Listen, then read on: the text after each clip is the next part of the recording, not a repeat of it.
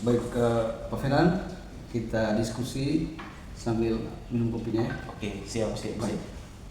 Pak Fenan, ini hari ketiga ya, Hari ketiga. magang pendidikan inklusif di Kota Kupang ini.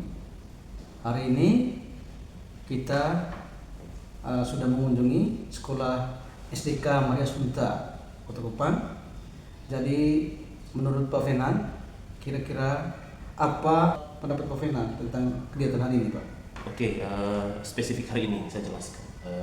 Kalau di rencana tidak lanjut, program dan aktivitas yang kita lakukan hari ini itu yang berkaitan dengan wawancara dan lakukan kolaborasi dengan guru pendidikan khusus atau guru inklusif di SDK Santa Maria Assunta Kota Kupang.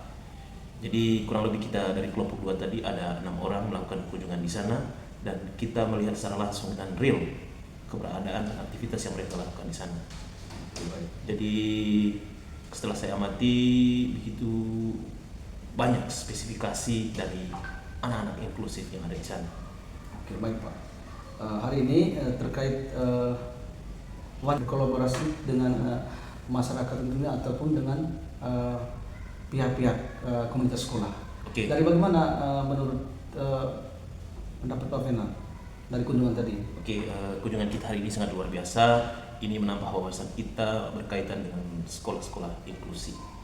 Jadi yang paling penting ini hanya bukan sebuah program, tetapi ini adalah komitmen kita. Komitmen dalam arti bagaimana kita bisa mengidentifikasi seluruh anak-anak kita, bukan hanya hasil survei yang kita lakukan di Santa Maria Assunta, tetapi ini menjadi promotor utama di daerah kita masing-masing, khususnya di Kabupaten Manggarai Barat.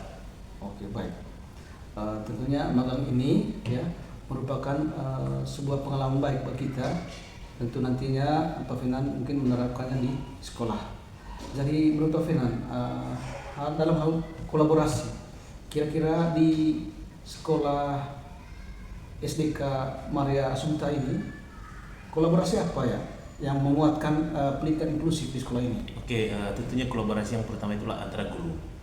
Jadi di Santa Maria Assunta ini ada 2 kategori, yaitu kategori kelas reguler dengan kelas inklusi. Tetapi dalam pelaksanaan kedua kategori ini, kelas inklusi dipisahkan, kelas reguler dipisahkan. Kolaborasi yang paling penting adalah guru-guru inklusif tentu memiliki koordinator. Jadi koordinator ini dia membawahi beberapa guru-guru yang spesifikasinya mengajar di kelas inklusif. Terus yang kedua, dari guru-guru itu juga mereka harus melakukan kolaborasi dengan orang tua. Jadi kolaborasi dengan orang tua dengan tujuan apa? Mereka bisa mengakses apa jenis hambatan yang mungkin jauh lebih tahu oleh orang tua sendiri dibandingkan oleh guru di sekolah. Jadi selain itu juga kolaborasi dengan guru-guru reguler. Jadi kolaborasi dengan guru-guru reguler itu contohnya ketika dari guru kelas inklusif itu sudah memiliki standar bahwa anak ini sudah bisa lebur dengan kelas reguler, maka guru inklusif memberikan keputusan supaya anak itu harus bergabung ke kelas reguler. Oke, jadi seperti itu. Oke, artinya dalam belajar di sini kelas belajarnya ada kelas inklusif, ada juga kelas khusus ya, Pak? Betul. Oke, dalam hal ini ya yang mengajar di sekolah khusus itu kira-kira basicnya apa ya di sini? Kalau yang di Santa Maria Assunta itu spesifik atau latar belakang background dari guru khusus itu sama seperti guru reguler. Ada yang dari gelar sarjana pendidikan.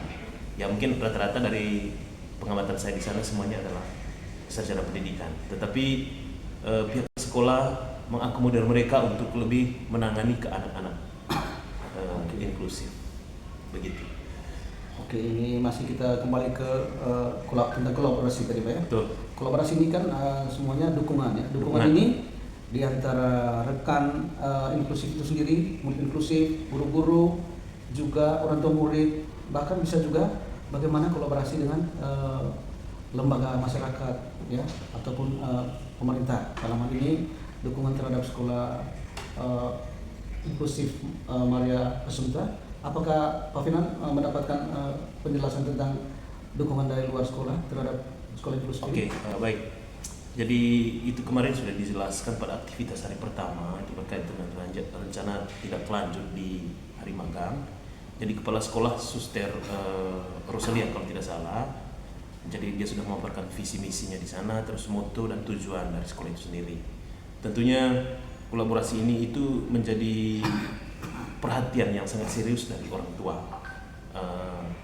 Jadi ketika kita mendengarkan apa yang dijelaskan oleh suster di sana kemarin, jadi di Santa Maria Assunta ini mereka mengkategorikan siswa mana yang diterima dan siswa mana yang harus direkomendasikan ke SLB.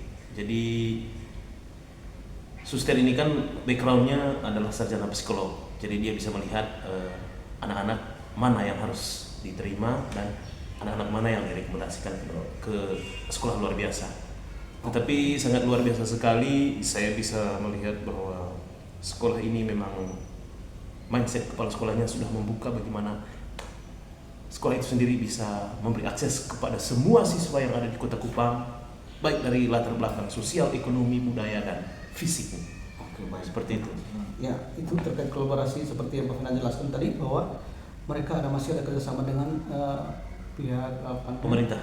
Tidak, SLB ya. SLB, Tidak dalam hal ini yang berat sekali untuk ditangani, mereka limpahkan itu ke SLB. Kalau luar biasa ini karena hambatannya di tenaga pendidik tentunya. Oke, iya.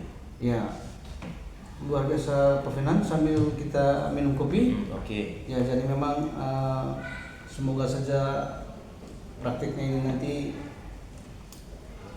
ya betul-betul bermanfaat bagi kita di Manggarai Barat, Manggarai Tengah ya. Oke, siap. Terima kasih sekali. Jadi mungkin ini pesan yang terakhir dari saya. Ini pendidikan inklusif ini bukan hanya program dari kementerian, tetapi ini kerjasama dengan UNESCO. Lebih khusus Australia. Jadi bagaimana orang-orang luar negeri itu bisa memberikan pandangan kepada kita di Indonesia untuk harus dan wajib melaksanakan pendidikan inklusif. Jadi kita tahu sekarang ini TKA terus selincar, itu semuanya pertanyaan yang berkaitan dengan anak-anak berkebutuhan khusus di dalamnya. Ya.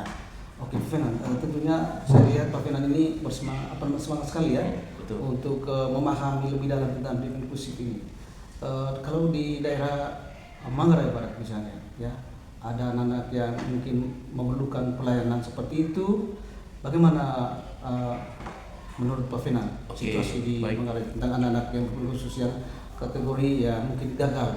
Betul, oke, baik, terima kasih. Kalau di daerah saya, yang pertama mungkin inklusif ini belum mencapai 50% kita laksanakan. Justru yang terjadi di sana itu adalah pengangguran atau angka putus sekolah anak-anak itu rata-rata yang anak-anak kategori inklusif. Nah, kenapa? Mungkin sering selama ini kita bilang kenapa anak-anak ini putus sekolah, kenapa? Karena memang dari satu sisi pemerintah juga belum bisa mengakses yang berkaitan dengan program inklusi ini. Jadi dan saya rasa kalau di setiap sekolah kita membuka program inklusi, maka angka putus sekolah anak-anak saya rasa tidak akan terjadi.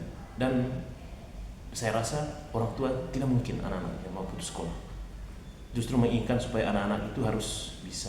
Ya, memang kita lihat anak putus sekolah ini kan bukan kategori anak cacat sebenarnya. Bukan cacat. Padahal memang kebutuhan dia tidak terlayani dengan sempurna, maka dia tidak tidak melanjutkan sekolahnya. Itu dari inisiatifnya sendiri. Betul. Ya, oke.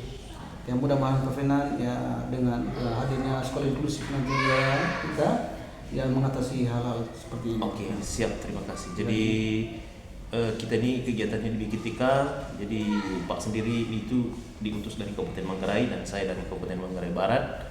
Jadi pulang ini nanti harus lakukan pengimbasan, terlebih khusus kita berikan informasi atau kegiatan ini kepada Kepala Dinas Pendidikan terkait.